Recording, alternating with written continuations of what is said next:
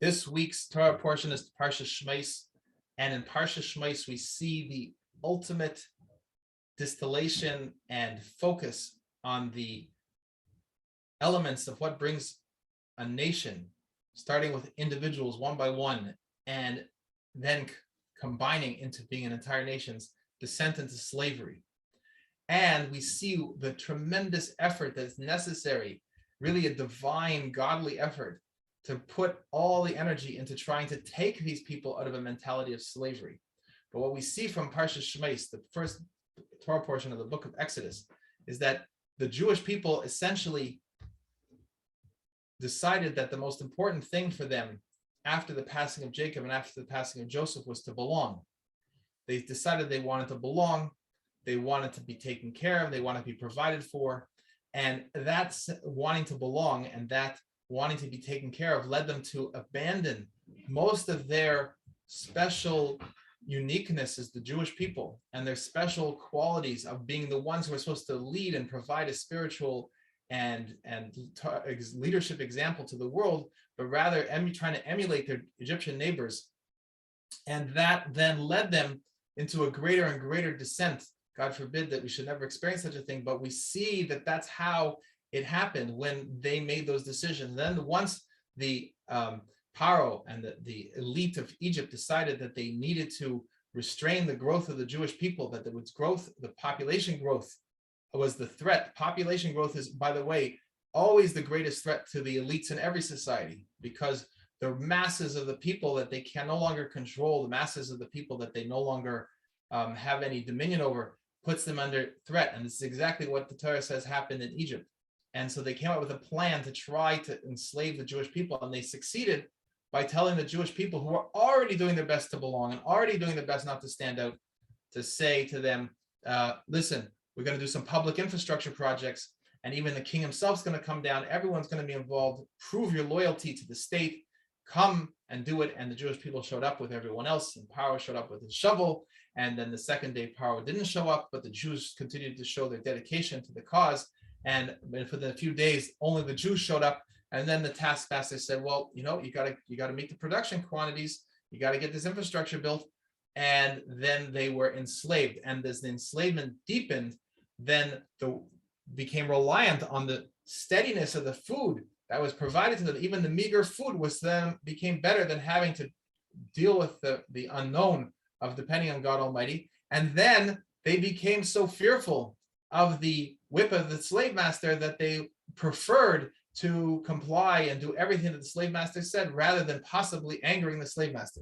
So we see the model for all slavery over here. It starts with a spiritual slavery, then leads to a physical slavery. The only way out is first with a spiritual exodus from the slavery. The spiritual slavery first has to be broken, and then the physical slavery. And we see the process of that in the coming Torah portions. But the first part of the process was to appoint Moses, our teacher, to come into Egypt and to return to Egypt and to lead the Jewish people up. But we see how difficult it was. The people were not interested in listening to him. Even the elders who were assigned to accompany him to Pharaoh, they themselves became timid and abandoned him, so that he and his brother were the only ones that went in to present God's demand that the Jewish people should be left to go. Now, we could see all these things playing out in our times with the descent into slavery, God forbid, where people are wanting to belong, they're wanting to show their loyalty to the cause, they're wanting to signal their participation, their symbolic gestures to show that they care. They're willing to compromise on everything that it is about being a leading voice in the world of God's divine wisdom in the world. They are moving to surrender that, to instead just echo what the elite is saying needs to be done out of the danger of the increasing population, and they therefore become willing to not only desirous of belonging. And when you want to belong, then the people that you're trying to belong with will set all the conditions, and it's a never-ending goalposts.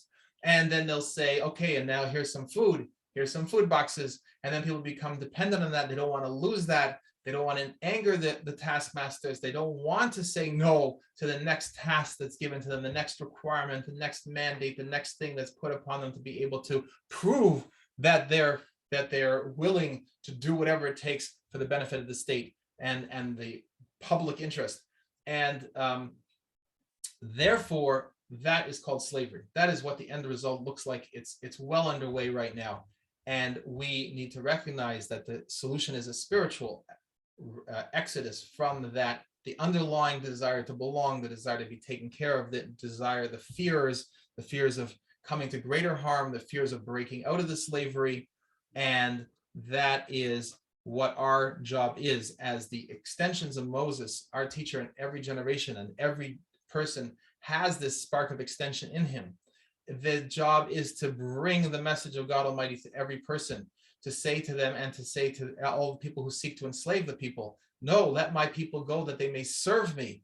It's not meant that a human being should be groveling and hiding themselves and covering up and cowering to avoid other people and to avoid being seen in public and to avoid gathering in public gatherings.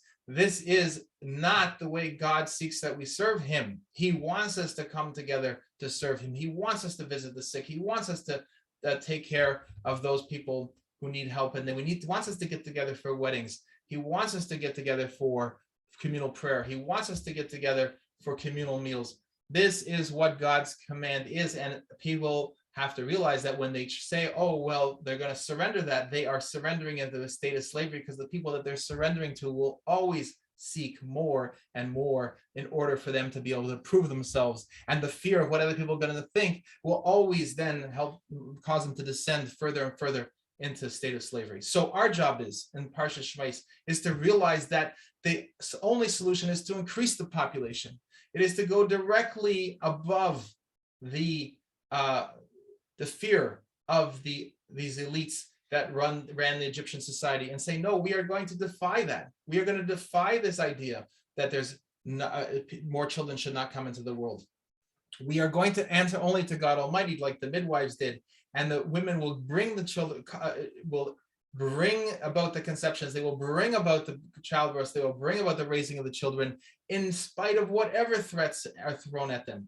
And God willing, that is the time that we live in right now, where some people are having trouble seeing this. There's some people are lost in the superficial reasons. They're still caught up in, well, no, we've got to get along with the other Egyptians because they're doing a public works project and it's not nice not to show up. And if we don't comply, what's going to happen? And all these kind of things they don't understand innocently. They just really don't understand what they're being led into. But the reality is that our job is to say to them lovingly, with compassion, you're missing the point over here. You're not seeing the big picture. You're actually so eager to belong. You're so eager to be taken care of. You're so fearful that you've lost sight of the truth. And there was one tribe of the Jewish people that never got into slavery, and that was the tribe of Levi, the tribe that Moses was a member of, that and his brother Aaron. Moses, our teacher, and Aaron, who later became the high priest, they belonged to a tribe that never went along with trying to belong with the Egyptians. They never cooperated with the Egyptian decrees. They never went to the first infrastructure gatherings because they were too busy wanting to stay grounded in the knowledge of God Almighty, that there is nothing besides God Almighty. They had yeshivas, they stayed and studied Torah, and as a result, they never showed up for the first day of the infrastructure building. They didn't show up for the second day. They didn't show up for the third day.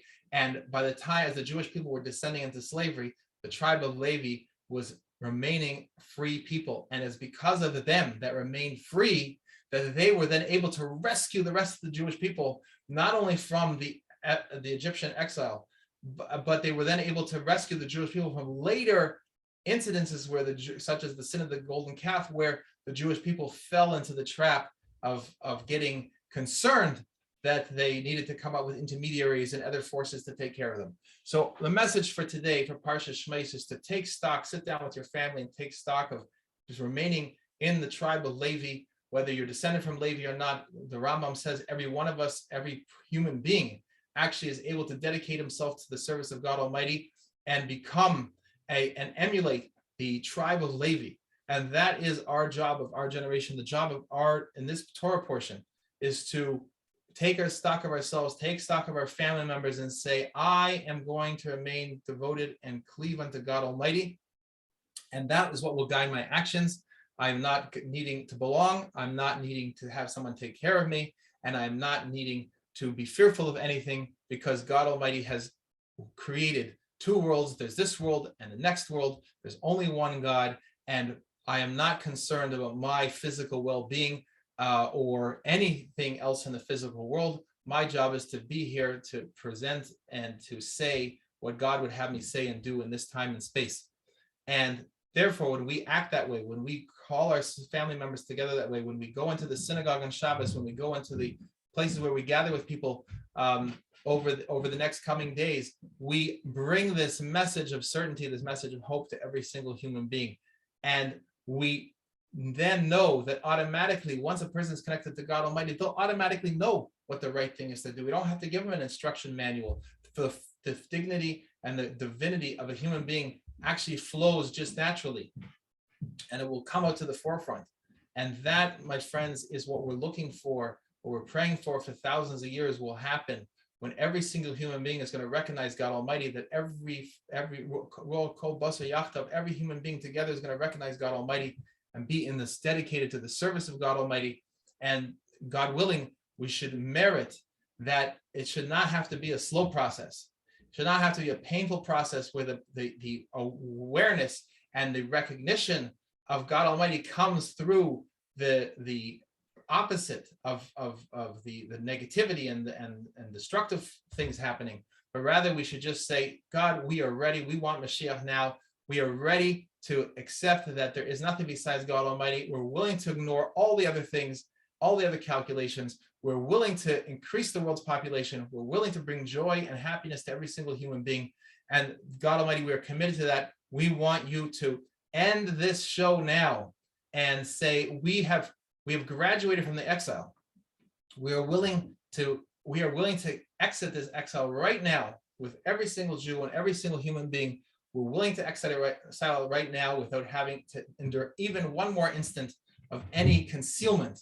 Since the whole purpose of any concealment and any difficulty is only for the purpose of coming to recognize God Almighty, let's short circuit it. Let's just go straight to recognizing God Almighty. And we've cut through the rest of the time. We can short circuit the entire time for the unfolding of the redemption, which we're in the middle of the unfolding of the redemption. We can short circuit that and bring about the complete and final redemption now with Mashiach Tzidkenu, the Beis HaMikdash, with the abundance and the joy and the health and the happiness and the peace that will completely flow over the entire world to the farthest reaches to every single human being. And we should merit to experience that right now.